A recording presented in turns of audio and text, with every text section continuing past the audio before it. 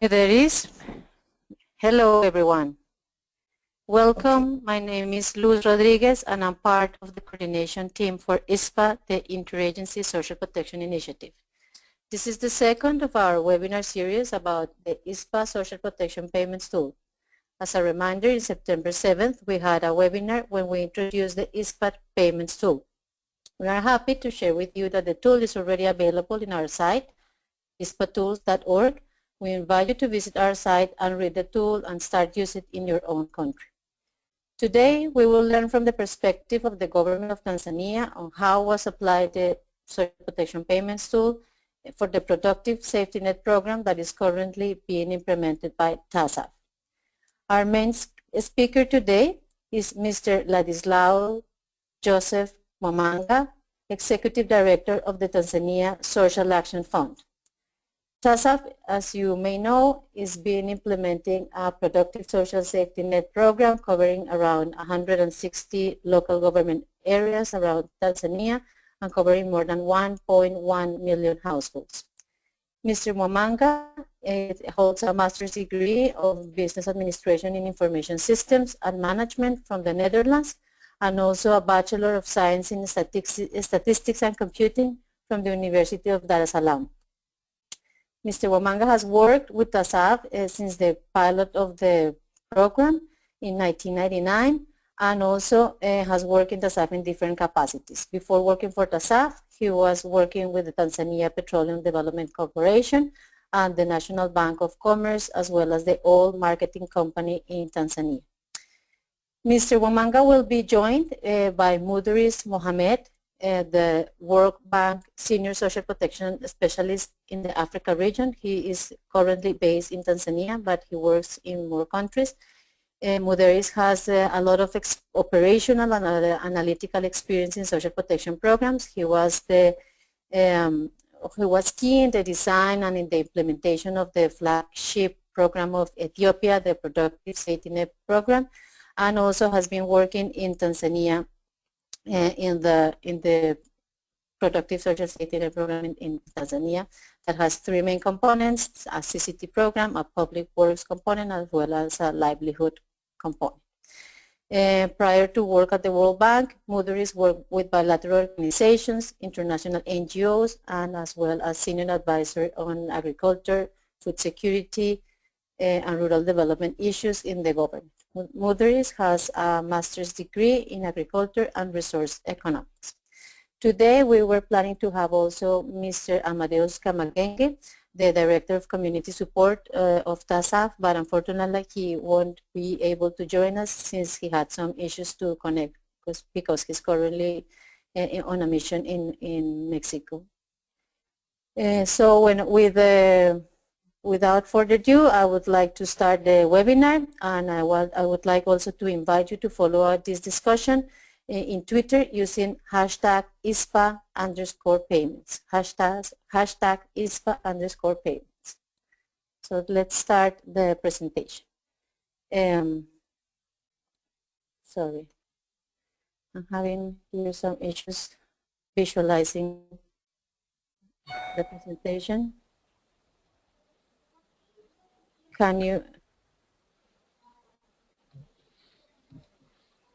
Okay, so today's agenda will be very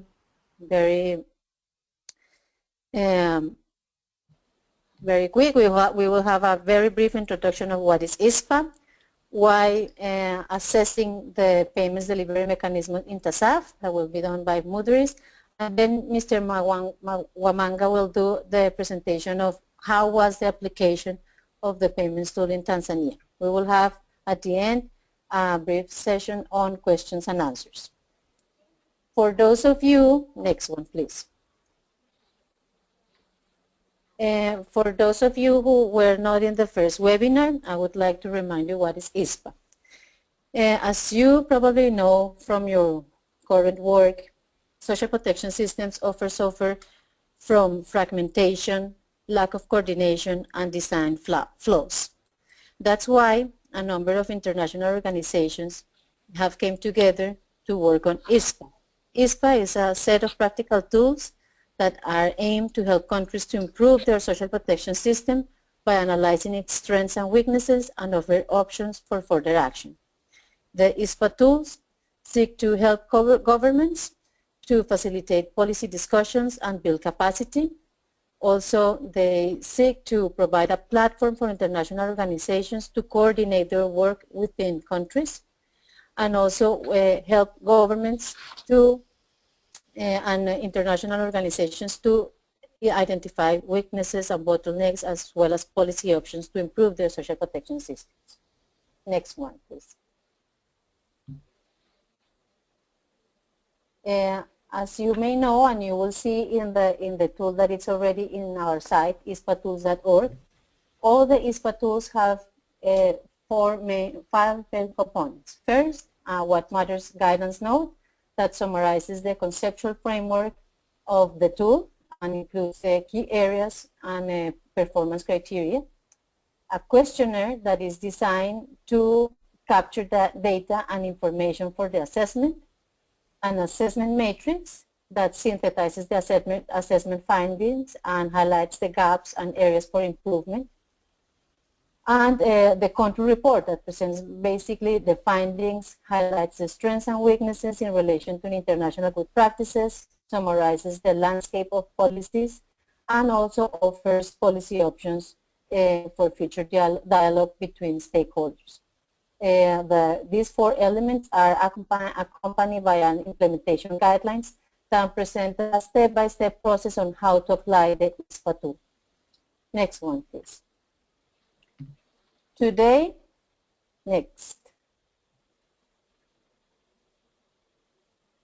Today we are presenting the ISPA Payments tool that has as main objective to assess the mechanisms to deliver cash or near cash social protection transfers, primarily to poor and vulnerable populations. The ISPA Payments tools offer a framework to assess the supporting environment for social protection transfers and payments. Also, a framework to understand the social protection system in a country, as well as the assessment matrix for the payment delivery mechanism of a specific program. The payments tool, as you may remember from the last webinar, offers three main criteria: accessibility, robustness, and integration. In accessibility, we measure the cost of access, how appropriate is the payments mechanism for the target group, as well as if the program offers the rights and dignity for the beneficiaries. It means, which means if the program understands the needs of the particular target group that is working with. On the robustness, the tool measures reliability, security in the payment, as well as the governance structure. And on integration, the tools offer some criteria to understand the coordination of the payment system with other social protection programs, as well as if the program facilitates financial inclusion in the country. So could you please move to the next one? Next, please. So we applied the payments tool in Tanzania back in November 2015. And now I'm going to pass the floor to Mudaris, who's going to explain why we decided to apply it in Tanzania. Thank you. Mudaris?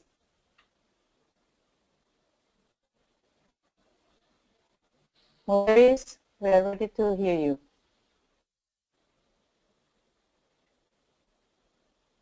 Mudaris? We're having issues today since we are connecting from very different sites. Mudaris is currently in Addis Ababa. Mudaris? Hey.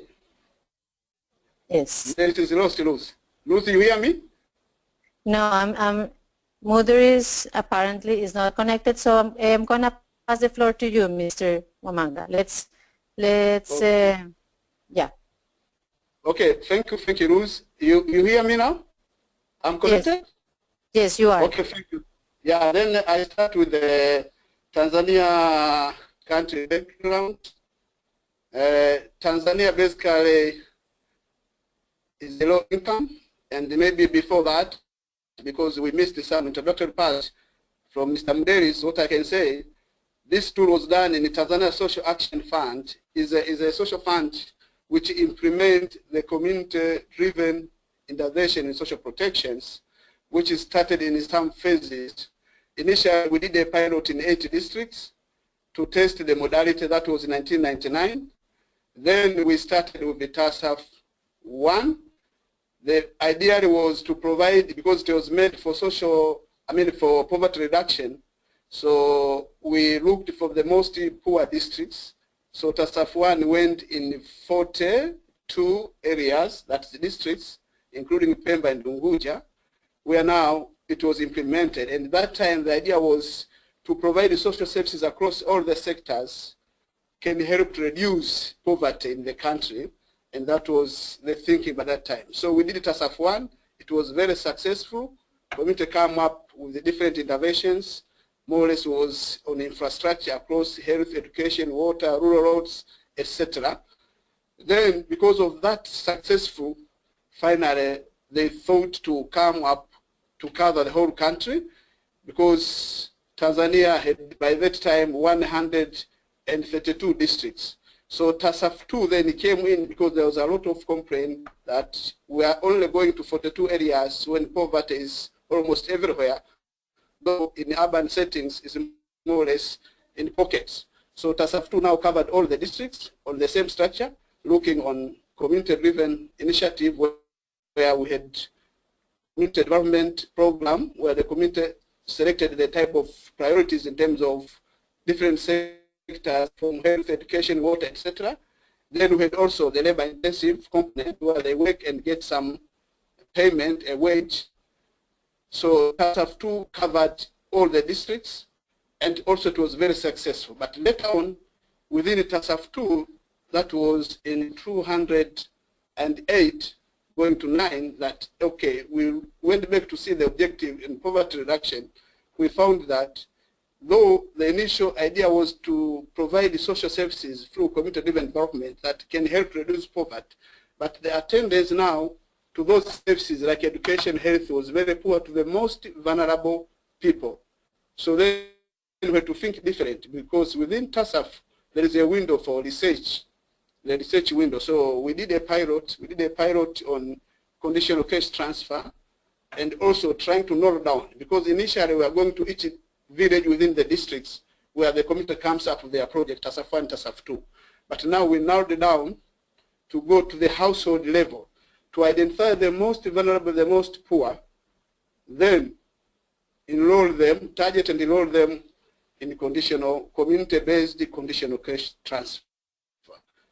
It was conditional and community-based because of the capacity built from TASAF 1 and TASAF 2 across the country, because the Community Management Committee is the low-level committee which takes over to manage all the project. So we said we can use the same to deliver cash to that area. So we did a pilot in 3 districts, Bagamoyo, Kibaha, and Chamwino, close to Dar es Salaam, from 2008 up to 2012, and it was very successful. We saw the big difference in terms of people managing to eat well and also to accumulate assets in different aspects. So now coming to the background of the country, because that now drove to design the TASAF 3 where we are, and this tool was tested through the Productive Social Safety Net, which is the TASAF 3. Now coming to the background, can you come the first slide? Now I start the presentation. That was the introductory part. Hello? The first slide. Yeah. So I come now to the country background, that Tanzania is a low-income country. The population is about 51.8 million people. The gross domestic product growth is about 7% per annum. Poverty is around 61.49%. Food poverty is 9.7%. This is based on the household budget survey of 2012. and the chronic malnutrition stunting is about 42.5, and the primary education completion rate is about 81.2%. Total unemployment is 7.1%. Life expectancy at death is 61.5%. Next slide. Now, coming to the productive social safety net, which is the program which this ISPA was tested. This is implemented throughout in the districts. We have about 148 areas, and the main objective is to create a production system net which is implemented in the whole country, with the major objective to have a comprehensive and efficient and well-targeted productive social safety net, and targeting the most poor people by using the community model. And it was launched in August. It was launched in August 2012, and through that launch, we've been able now to target the most extreme poor people and food insecure, and looking also support on cash transfer for the children less than 18 years and the elderly people, who are able to work. They can be enrolled in the labor-intensive work, public works. So basically, we have about 3 components. The first one is unconditional. Normally, based on the community-based targeting model, once the household is targeted that it is poor, then we have the basic transfer, which is unconditional. This helps for nutrition aspects, especially for the elderly people. Then we have that's called the basic transfer. Then we have a conditional transfer, which has the condition of health and education. Looking for the children less than 5 years, they need to attend to the health centers. And those from 6 years and above need to go from primary education up to secondary education. So those are the condition for those households which are poor, enrolled, but have children. Then we have also a seasonal public works. This is cash for work, but labor intensive. They need to work and get some wage, which is about 60 days per year, and that is happening 3 years consecutively. And this 60 days per year is selected in the difficult moment per each year. We call it rainy season, where people that sometimes they lose their assets. So we don't want these people who are targeted and enrolled in difficult period of a year to come back in poverty by losing their asset or going to work and be underpaid. So we provide this labor so that they get more income, which can help now to accumulate more asset and invest in a productive asset. And that's why the third component called livelihood enhancement.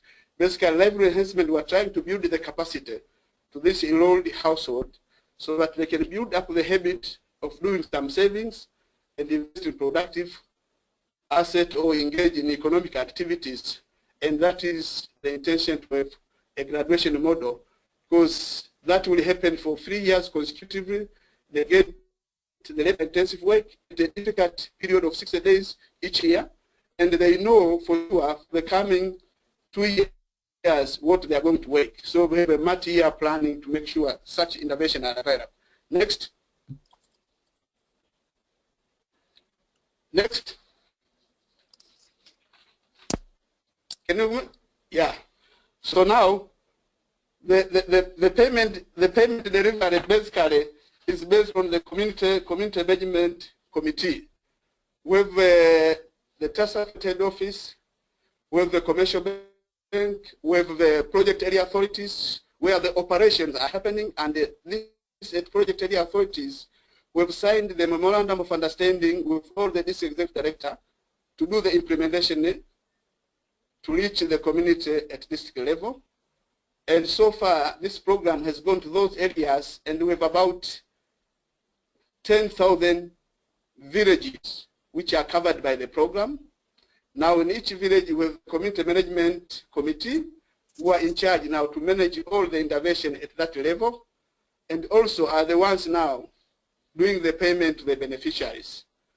And the beneficiary receives cash through this community management committee, they go and collect it at the district level to the bank, under escort of the police, and then they come to pay the beneficiary. We've built the capacity, as I indicated earlier on. This committee are in charge of all the operation of TASAF at local level, at the village level. Come on the cash transfer, they are the one managing, doing the cash, training the people, reminding them on the compliance aspects, monitoring the compliance. And also, we have community session where we need to teach on different aspects, like the cross-cutting issue on nutrition, on gender and adolescent, and other important aspects, so that, because poverty is not only lacking of food or missing some money to buy food, but also it needs to change the mindset. So we have community sessions, also the same committee is managing them. Next, please. Next slide. Now, when it comes to the institutional framework and flow of funds, we have most of the resources comes from development partners with the World Bank, who are the most financer from TASAF 1, TASAF 2, even this productive social safety net. But now, because of massive scale up, reaching more households, we have also the FID, SIDA, we have UN system where we have UNDP, ILO, we have UNICEF, and also UNFPA, and also USAID that are coming in, and the Irish government. Then we have other resources from the government of Tanzania. So these resources comes to the commercial bank when it comes to flow of funds. We have the special account first at the central bank, then it goes to the commercial bank. In our case, is the National Microfinance Bank, which is a big network in the country. So once the funds from the National Microfinance Bank, which is at the head office in Dar es Salaam, we distribute now to all the areas of payment, to all the districts, the local government authorities. We have also some money going to the regional authorities, because of regional authorities, the people who are in charge to oversee, doing the monitoring to each district. Our institutional arrangement here, from national level, we have the regional level. In the regional level, we have the regional administrative secretary. Also, we've entered a memorandum of understanding to oversee the operation of TASAF in each individual district. So that's why we see we are providing them 1% of resources going to that region so that they can do the monitoring and supervision aspects. Then we have also the local government authority. The local government authority are the one now doing the implementation at village level, building the capacity, managing all the implementations. So for the cash transfer program, they receive amount of 8.5% of all the money going to that districts for the operation cost. It's like the delivery cost for them to go and do some monitoring aspect, doing the implementation, teaching the community management committee and the villages. So also we have at ward level. Ward level is a next level after the districts, which now are closer to the community, because these communities, they implement different interventions for livelihood upkeep, like putting livestock or agriculture. So these people at one level, we call them extension staff. We have trained them up more than 5,600 who can now assist easily the communities because they are closer to them to reduce the operation costs. So also we provide about 1% for that level so that it can assist them in terms of transport, etc. And for the cash transfer program, 88% is gone for pure cash transfer. Only 12% is the operating cost. That is for community-based conditional cash transfer program. And for the public works, we take 75% goes to pay wages to its people, because we want them to have more income and invest in productive assets so that finally, within 3 years, they should be moving out of poverty because they will be having accumulated enough assets. So 75% is for their wages, and the remaining 25% is to buy some tools, different tools which are used like hand hoes, wheelbarrows, and the related items for labor-intensive work. Next slide. Next slide, please. Now, coming to the application of the tool. In the application of the tool in Tanzania, we had a planning and preparation missions happening sometimes in June. And then we had some basically research that happened in June and in November. Then we had the field mission sometimes in November 2015. And the assessment itself was done in November 2015. That's when we started the application of the tool. Next. Next, please. Now, coming to the desk research. This is basically where the team had to look at the country grants and also look at the financial sector in terms of the policy regulation and the providers on the financial sector, and also looking on the financial inclusion. And also they looked on the type of government payments which are available and the means of delivering the cash to different levels. We also looked on the social protection background in the country, that is looking on the information on the social protection program available, including like product social, which is the major ones. They have key performance indicators, like we are getting the essential data to monitor the payment and they deliver the performance. Next slide, please. Next. Yeah, then with the questionnaire, where we have key respondents, where they are subject to the interviews, where we look on the program administrators, which are implementing agents, the social policy makers, program funders, different development partners, and NGOs. We also looked on the financial sector, payment system regulators and specialists. And also we looked on the payment system providers, the existing ones and the potential to be. Next. Next, please. Then the assessment findings was 1 for latent and the beta was elective 4 for advanced. So 2 was emerging and 3 was moderate. So we'll see the assessment next. Next, please. So now looking on the area of assessment, on the supporting environment, the area 1 was on the policy, regulation, and registration. And our indicators were looking on the agency rules for banks and non-banks, which was ranked moderate through the findings assessment done. Also on a proportionate to knowing your customer requirements, it was ranked moderate, not much advanced there. On the e-money, and the guidelines to, it was also ranked moderate. Bank accounts emerging, because you know the level where we operate, we need the rural areas. Most of the people don't need know to read and write, so illiteracy level is high. So financial inclusion is advanced a bit, because with financial service dependent trust, they've done a lot in terms of financial institution and the other institution, including transfer through this cash transfer program. Now looking on the identification, national ID. The national ID, because our system was, because we pay through the household, and the household woman is the one who collects the cash, we want to identify him or her, to identify her so that we are giving the money to the right persons.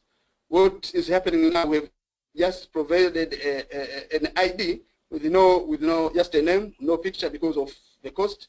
Thinking ahead that the national ID, because is emerging now, will take over the role, and we are working together with all our system. We've provided a link to national ID so that finally we will be using the national ID for the payment. On the mobile network in ICT, coverage is advanced. In most rural areas, there is access to the mobile phones. Financial institution is moderate. Financial access point is also moderate. Interoperability is also moderate. How we can change. Next, please. Next slide. Accessibility, that means the indicators cost of access, we say is still emerging because some work is still going on. And the appropriateness is also emerging in terms of accessibility. And the right and indigeneity to the service is also emerging. It is the early stages.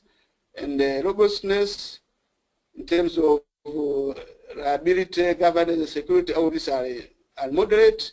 And security aspect is still emerging. Remember, because we are taking the cash from the district level to the villages, is the same manual, because we take the money from the bank and it is being escorted by the police to the papers. So it's a bit risky. So security aspect we need to improve.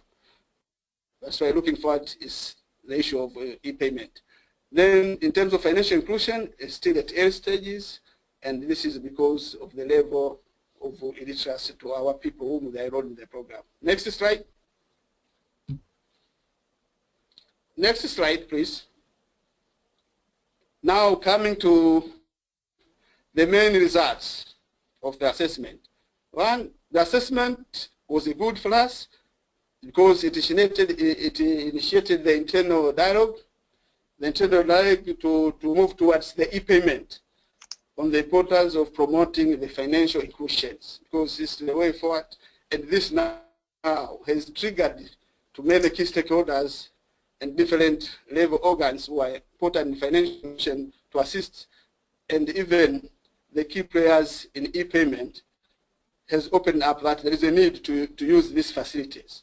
Also, the assessment has confirmed the gaps in current money payment system, as I mentioned, in regard to the security, accountability, and high cost definitely of delivery.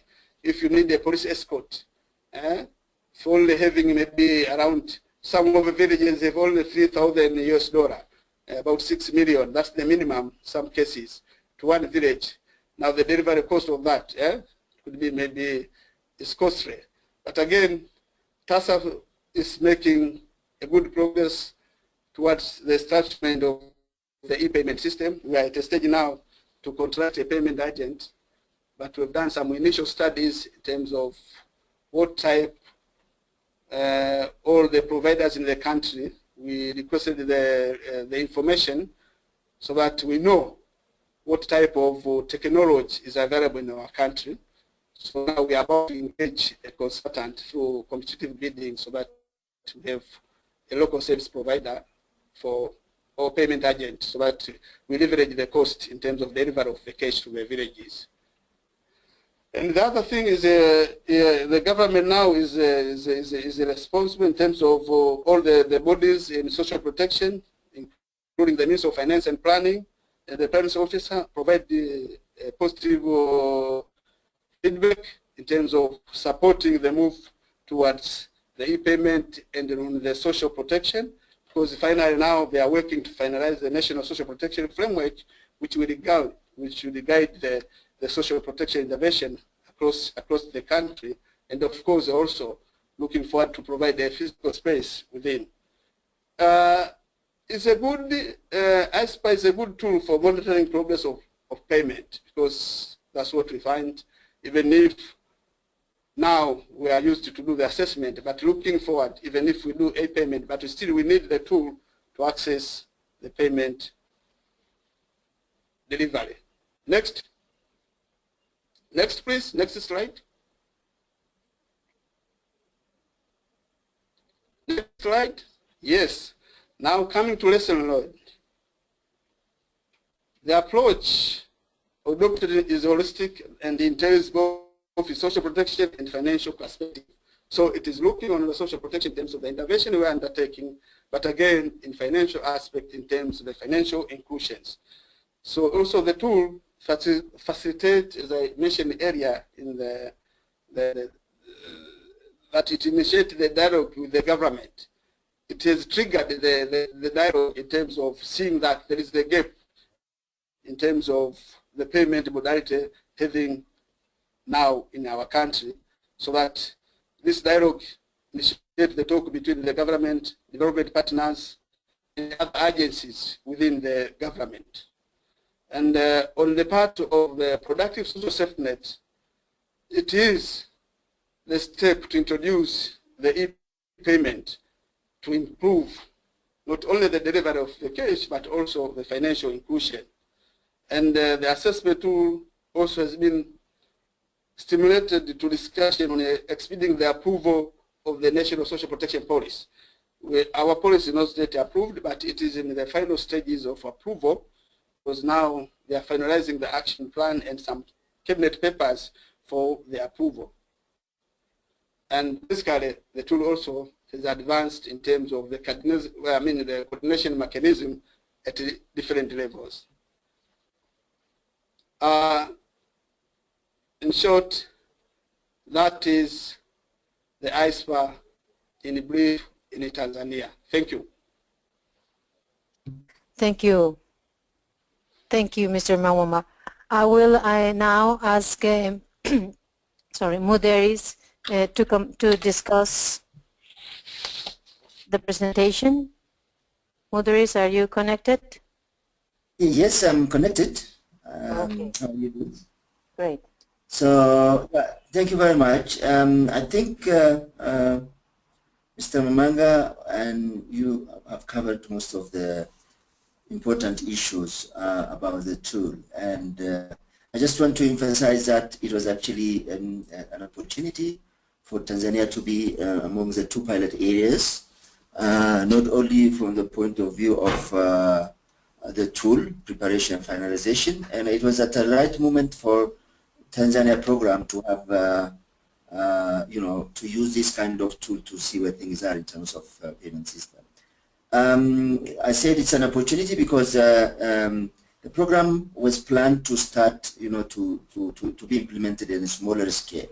The vision was to start with 275,000 households, but it was a decision of the government, a massive scale up of the program to reach 1.1 million households, which is close to 6 million people, is a big shift from the original plan. So this massive scale up also something happened very quickly. It was completed in less than 18 months period. So over the last 1 year, from 2014, the focus was to roll out the program and reach all people living below food poverty line, and while also in the meantime developing a system to support this massive scale up. So one important area to be further developed is the payment system. As Mr. Manga clearly explained, the program was using a community-based, partially manual system, and particularly the delivery of payment to the people is fully manual. And the country is vast. The program is reaching more than 161 districts in more than 10,000 villages. So I think with the smaller scale, you can effectively use focusing only the existing manual payment system. But as the program scales up, you can imagine the logistical difficulties and the constraints, the accessibility, and the reporting issues. So this assessment, in addition to other assessments made by the program, was useful to see what opportunities are there to strengthen the payment system of the program to support the massive scale-up. The study was conducted in such a way that to first understand the existing system and also explore options for future interventions in the area of payment. So when the tool was tested, it was also an opportunity to actually use it as an instrument for policy dialogue, because during the pilot, we had a chance to discuss with officials from Ministry of Finance, Prime Minister Office, who clearly showed interest that the government is happy to look into various alternatives to support TASAF implementation, particularly from payment point of view. And so that's why I said it is timely, and particularly when you have such a big program, it is important to have a systematic tool which you can use to assess the performance of payment system. So I think ISPA tool is a a program or a tool which is not unique only to Tanzania, but it was clear that the Tanzania government made agree that this is a globally important tool, but it has to be framed in the context of Tanzania. So with that understanding, they have really appreciated the use of the tool. So in brief, I think that's how the decision was made to use this tool in Tanzanian context. So moving forward also, I think there are specific elements which we can operationally already continue to use to assess the performance of the program. You may not have to apply the whole tool all the time, but we already clearly see that there are specific modules which are even useful for the monitoring of the existing payment system. In addition, I think the assessment and the tool has also helped now in terms of speeding up and reaching consensus on the decision to introduce the electronic payment system. So after the assessment, it was clear that the area of financial inclusion, the area of accessibility, the area of security and others are a big flags in relation with the existing manual payment system. So the tool assessment and the findings of the tool clearly shows that there will be a big benefit to move into alternative payment system like electronic payment system. Based on that and the other assessments and discussions, the program has already made, the management has already made a decision to introduce a payment system. So actually in collaboration with institutions like Gates Foundation and CGAP and others who have a lot of experience in this area, we have initiated a discussion on a gradual rollout of e-payment system, and we have a clear plan in terms of what it should look like. So in short, I just want to say all these emerging progresses have really come, and I believe the ISPA tool exercise in Tanzania has also made a contribution to have informed decision in terms of moving forward. So in short, that's what I just wanted to reflect, but I think the detail of the program and how it functions and the payment and others have been properly explained by Mr. Mamanga. Thank you. Thank you, Muderis. Sorry. So we have a few minutes for questions. We have received a number of questions from the audience. So the first question is for Mr. Mamanga. What do you think are the greatest strengths of the tool? Okay. Thank you, Ruth. The greatest strength of the tool, and as we've been explaining on the lesson learned, is to create the dialogue with different key stakeholders, especially high level, talking to the central bank, Minister of Finance, Prime Minister's office, the local authorities, the providers, differently, who then together come up with the ideas to see the importance of the tool, and again, a decision to move in a better way to deliver the payment, and even including the financial inclusion. So these are what we think is the greatest strength in a way, because it has made an eye-opener to key people in the government who are influential to make decisions. So when we decide to go e-payment, it becomes easier because there is a foundation laid down in terms of the knowledge gap building. Okay? Okay. Very good. Thank you for your answer. Muderis, we have a question for you. What were your expectations as a team leader at the World Bank office in Tanzania of the assessment, and your expectations have been met?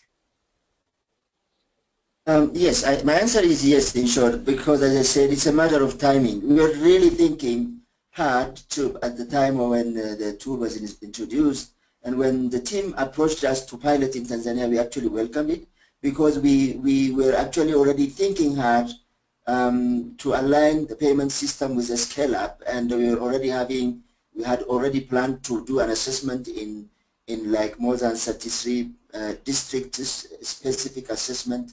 So when ISPA assessment came, actually those two studies came up with a very comparable and complementary findings, which helped us to actually make a good decision. So I believe the assessment and the tool exercise in Tanzania, I believe met my expectation, but I think my expectation is not yet finalized, because we believe we have an opportunity to continue to use this kind of tool to even continue to further review, because situations evolve, safety net programs are dynamic, so it's good to have such a unified tools. And also the other thing is also it helped me to harmonize the effort of other DPs.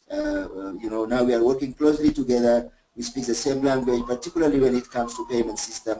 We all, you know, aligned and we all participated during the assessment. So I believe, yeah, it was a useful instrument. Thank you. Mr. Wamanga, we have a question from Addis Abeba. The question is, you mentioned that the public works are meant for 3 years.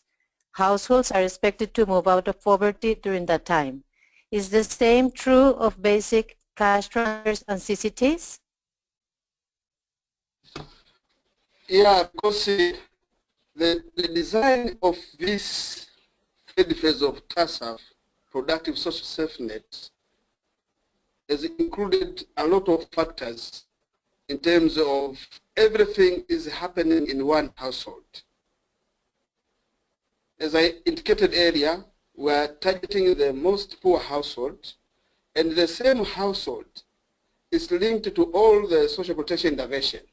We have like community-based cash transfers for the condition of health and education, and of course the nutrition aspects. Second is the public works. This public works is labor intensive, where 75% of the cost of that project goes to wages, and the 25% is to buy tools, the tools to work for the project in the labor intensive. So, and that public works is a means to add more income to this household, the same household. And mind you, I didn't underscore properly, the woman in that household is the one to collect the cash, is the one given the idea. The idea is also to rationalize the expenditure pattern in the household level so that there is transparency and accountability. The woman's best place to get the cash and use for the household intention, like nutrition, education, health, plus in other engagement in livelihood. So now this public works, the design entails to the difficult moment of a year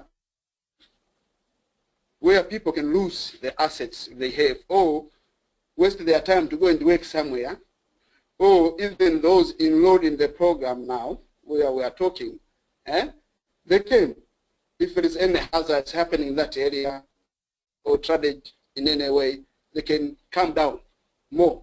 So we don't want. So we have selected a difficult period in a year. We call it lean season. It's about 4 months in average in Tanzania. And we have collected the data of seasonality for all the districts in the country so that these interventions are planned at that time. And what's happening, because our interventions are community-based through CDD approach, community-driven development, we're involving them to do the planning with assistance from the district level. They do the planning to identify each district where we are, to plan for the labor-intensive work in this year during that lean season for 60 days where they are going to work, again the next year and the other year. We call it multi-year planning. This is in a way because our modality of operation is also not only affordability but liability. They are assured at a certain period. It's like we are doing the bi-monthly payment. We have a payment window. So they are assured at that period they are going to get money. And we are not missing since we started. We've done now, we are doing the 17th transfer. We never miss that window.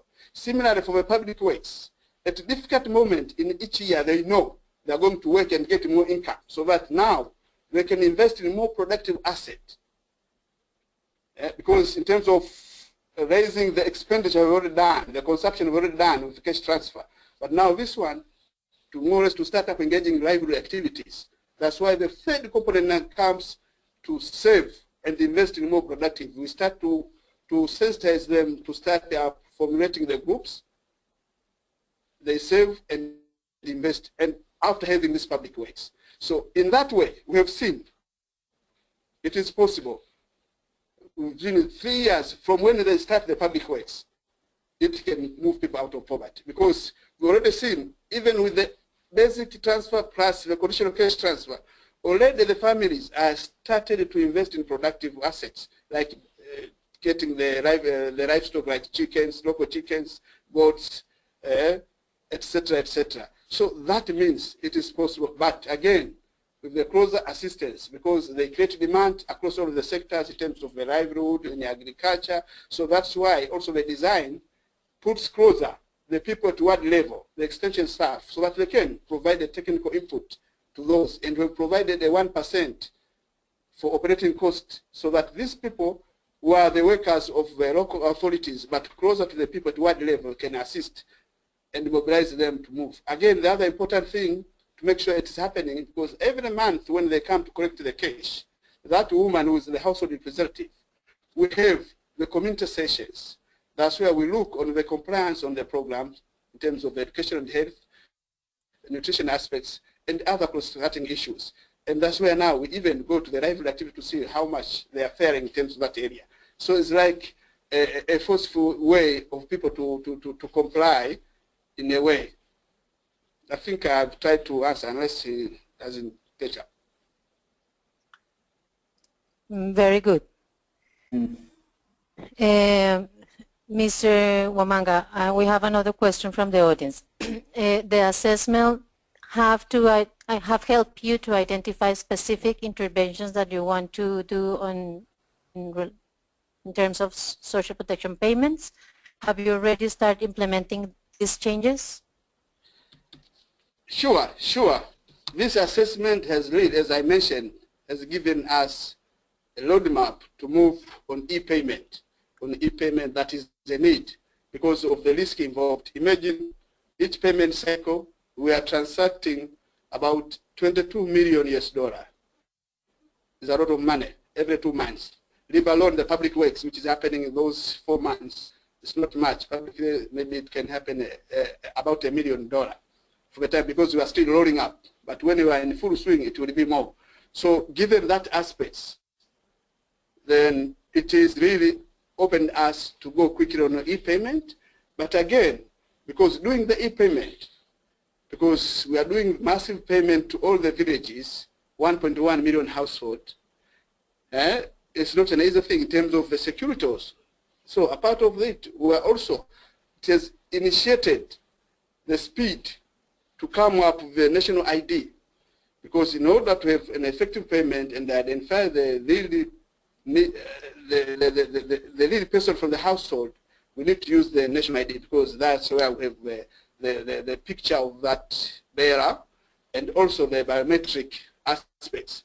So this also, because we're working together with the national ID, so that now they can also look the way to speed up. So it's like we're initiating another project which is important for the government, which will facilitate the payment to be effective and leverage the delivery cost.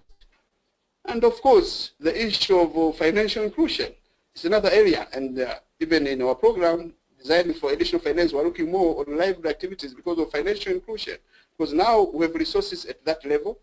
So now we need to put more emphasis in terms of the livelihood activities for this community savings group, where now people can have financial inclusion aspects within. So these are the areas which are emerging as a new interventions with a lot of effort because of this tool. Okay? Okay, thank you. Yes, we have another question from the audience regarding the appropriateness indicator. As we discussed at the beginning, the tool offers 3 main criteria for analysis: accessibility, robustness, and integration. Under accessibility, we have 3 main indicators to measure accessibility, which are cost of access, appropriateness, and rights dignity. Specifically about appropriateness, what the tool measures is, for example, the level of understanding that beneficiaries have about the payment process and the payment mechanism, as well as where they have to register and where can they collect their payment.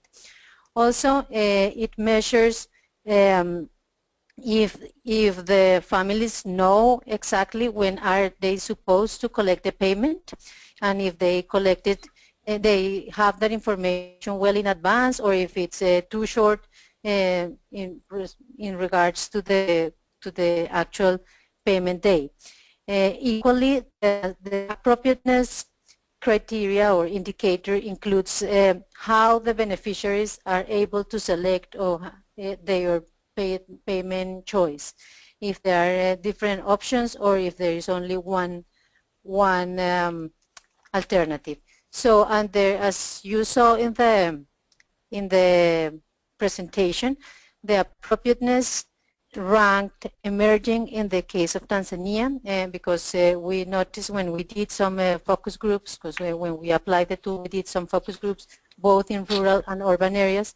We noticed a couple, like some confusion in participants regarding particularly the non-compliance and the deductions on payment for non-compliance. So the team took those suggestions to improve the mechanism to inform families on when they have deductions because of non-compliance with the program's requirements or the program conditions. Anyway, all these results are available in the, it's great. We have also Caroline Pulver here. I'd like to introduce her to you. You already know her from the first webinar. She has been the lead consultant for the development of this tool. And there is a specific question for her. The presentation focused on results that recommended e-payment to improve financial inclusion. However, no mention was made on fiduciary risk results. Did the assessment identify any fiduciary risk or gaps? Caroline? Yes. Well, if we're thinking about fiduciary risk, really that comes under the second category of robustness. And really looking at the clarity of the system in place for payment delivery. So that really is thinking about whether the process is well documented, if all steps of the fund flow process have been documented, and also looking at the accuracy and timeliness of the information flow in terms of reporting on payment delivery, how rapid that is. And so those are some of the areas that we would look at, primarily looking at governance issues about procedures and processes. When obviously in this case there wasn't a payment service provider, but in cases where there is a payment service provider, how strong that oversight is of a payment service provider.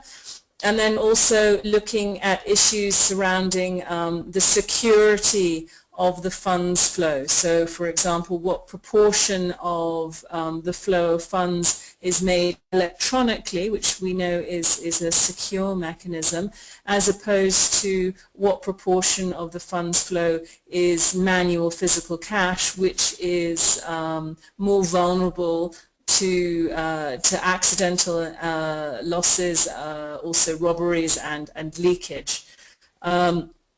So those are some of the issues in whether or not there's electronic authentication, if two-factor authentication is being used to securely verify the identity of the recipient to make sure the payment is made to the correct recipient.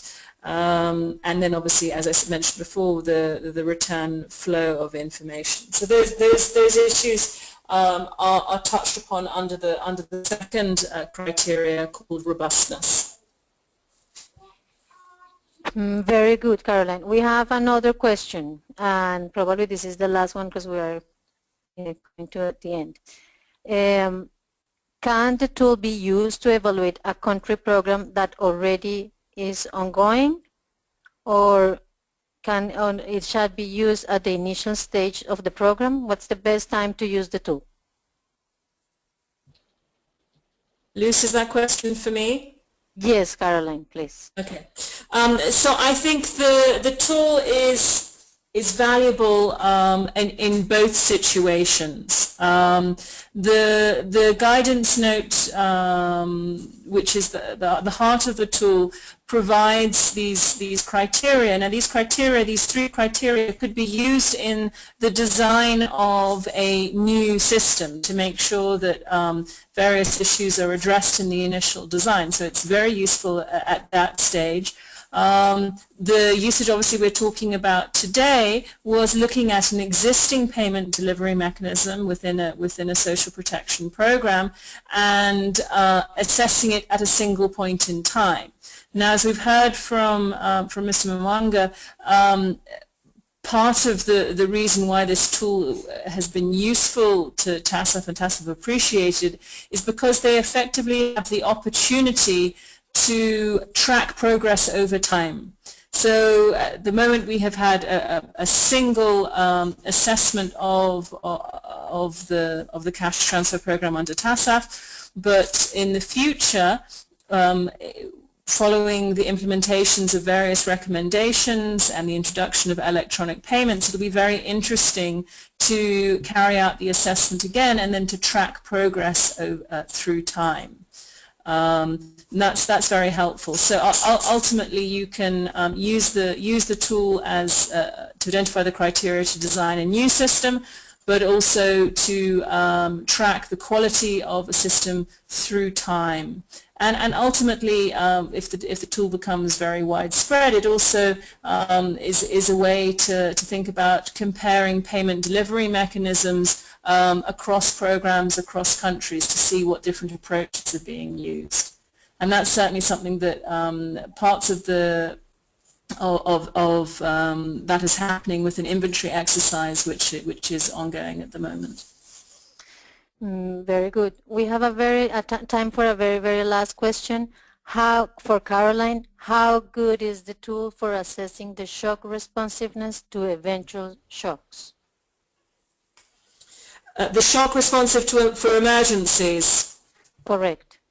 Yeah. So the tool does under the third heading, integration.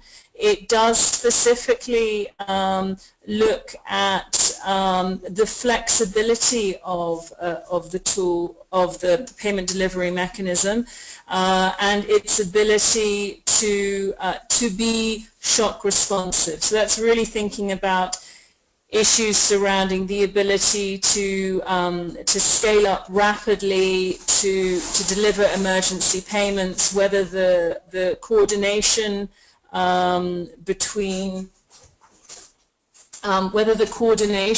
between social protection and humanitarian actors has been considered in advance of emergency. So there's effectively sort of the flexibility in terms of preparedness of the payment delivery mechanism. And there are a couple of examples which the guidance notes discusses. One of them is the use in Typhoon Haiyan in 2013, the use of existing four-piece program in order to deliver payments, and also the Hunger Safety Net program in Kenya, where it has been designed to be able to respond to emergencies by ensuring that additional households which are not in the regular cash transfer have already received cards and accounts and are able to receive emergency payments when necessary.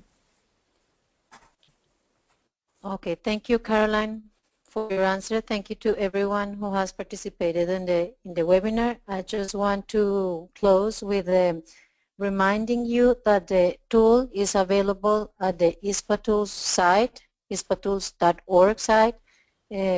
Come and visit us and download the tool, and please contact us if you have more questions. Also, the tool will be available together with the country report for Tanzania at the community of learning in socialprotection.org. You will have copies of the report available also there, so you can get a better understanding of what's included in each of the criteria that we are using for the social protection payments tool. Finally, we would like to invite you for the third webinar of this webinar series that will be held at the end of October, October 26, where we will present a step-by-step process on how to apply the tool. We'll have Caroline and some of the members of the team who participated in the design and implementation of the tool. As a reminder, this is like an interagency process. We have had contributions from the SIGA, Veteran Cash Alliance, GIZ, ILO, the World Bank, and of course the governments of Tanzania and Indonesia, who have been very helpful in the implementation of this tool. Just to close, a big thank you to our colleagues in Nairobi, in Dar es Salaam, in Addis Abeba, in Brasilia, and we will be happy to respond your questions either by, you can send your questions either to the Community of Learning, socialprotection.org, or directly to the ISPA Tools Coordination Team. You will find the email in our site. So without anything else to add at this moment, I would like to thank everyone who participated in this webinar, and please keep joining us in the conversation about the ISPA tools. Thank you so much. Thank you. Thank you, Rose. Thank you. Bye-bye. Bye-bye. Thank you. Dennis, bye-bye.